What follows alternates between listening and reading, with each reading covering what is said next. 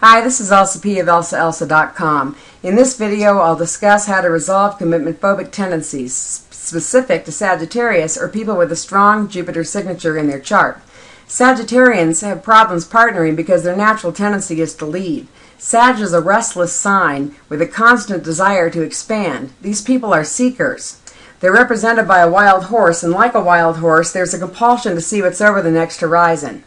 Obviously, if you're compelled to leave, you'll not be staying, so you can see how this makes forming a stable partnership difficult. Happily, I've seen many Sagittarius, Jupiter-type people partner successfully. To do this, you've got to do 6 things. Number 1, own your nature. Number 2, find ways to expand that do not involve cycling through partners.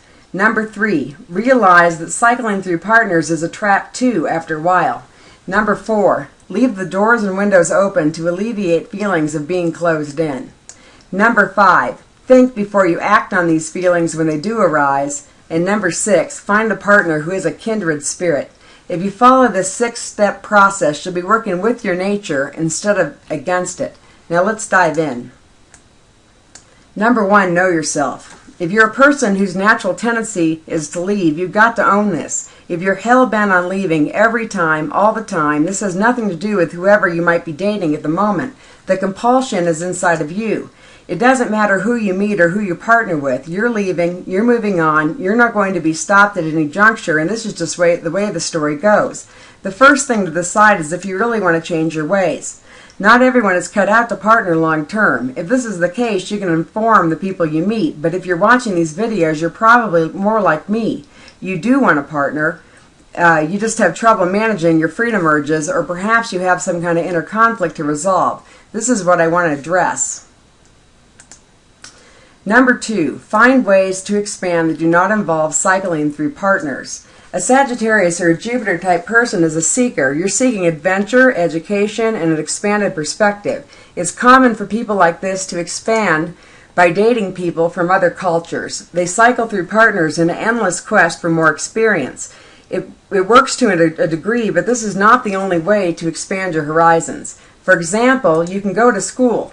My husband has Jupiter in Sagittarius, and he has roughly 11 years of college education. He's taking courses now. He can't help himself. He's compelled to learn and expand his knowledge.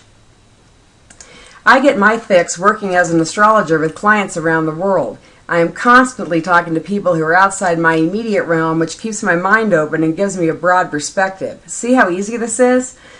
Some Sagittarius or Jupiter types get into religion or something else inexhaustible. You can see how you can be married and still chase these things. As a matter of fact, the partnership can support your education and expansion.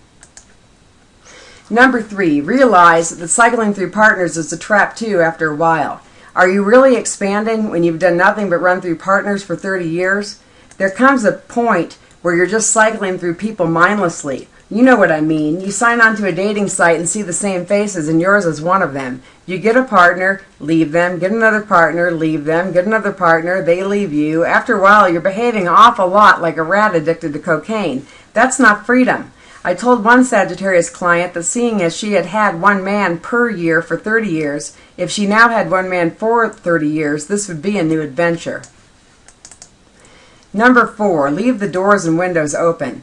It's not your partner's fault that you feel cooped up. It's not their responsibility to manage or control your urge to leave and to explore.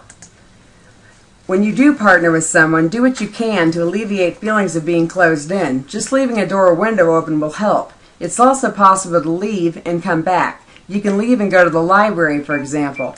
This will expand you and you'll not harm your relationship. Leave and go to the gym. Leave and go for a run or a walk. Get an outdoor job or one that entails travel or exposure to foreigners. Take a class. You can see how all of these things are good for the Sagittarian, and they will not damage a relationship. In fact, they will enhance the partnership, which suits the Sagittarius personality because it's a beneficial form of expansion. If that's not clear, realize if you better yourself by education or whatever means, you'll have more to offer in a relationship, and both you and your partner will enjoy a reward. Number 5, think before you act. A good partner for a Sagittarian gets the horse to think. think rather than just leave. A Sagittarius wants a story, and they want to use their higher mind. It's common for Jupiter types to explore broadly, not realizing that it's very possible the path to their greatest expansion comes by partnering. This is the case for me.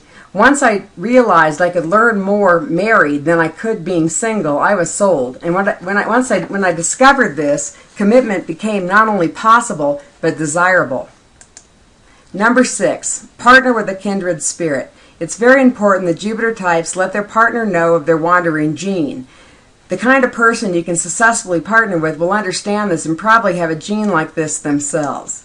For example, I may be writing someone in Russia about their astrology chart while my husband studies for yet another exam. The key here is that the wild horse chooses to be contained, which is very different than having someone order you into a cage or attempt to restrict your movements.